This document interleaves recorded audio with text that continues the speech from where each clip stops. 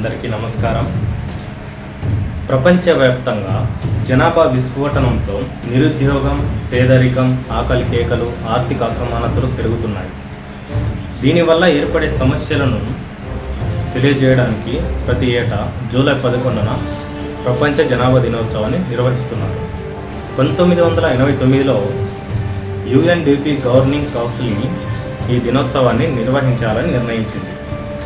మితిమీరిన జనాభా వల్ల నీరు, వ్యవసాయ భూమి, సహజ వనరులపై ఒత్తిడి పెరగడంతో పర్యావరణానికి నష్టం వాటిల్లుతుంది.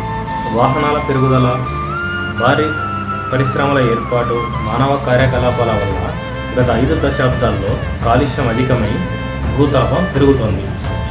నిరుద్యోగం, పౌష్టికాహార లోపం, ఆకలి కేకలు, తీవ్ర అసమానతలు, అధిక జనాభా కారణమవుతుంది. దీన్ని అడ్డుకట్ట వేయాలంటే విద్యను అందించి మానవ వనరులను రూపొందించుకోవాలి. కుటుంబ నియంత్రణ గురించి తెలియజేయాలి. జనాభా పెరుగుదల అనుగుణంగా ఆహార ఉత్పత్తి పెంచడం, ప్రకృతి విపత్తులను ముందుగానే పసిగట్టే టెక్నాలజీని డెవలప్ చేయాల్సిన అవసరం ఉంది.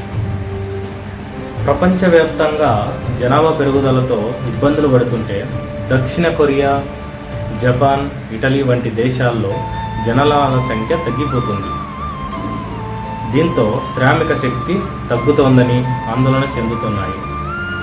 జననాలను పెంచేందుకు ప్రోత్సాహాలు అందిస్తున్నాయి. ఇతర దేశాలతో పోలిస్తే భారత్లో 65% జనాభా వయసు 35 లోపు ఉంది.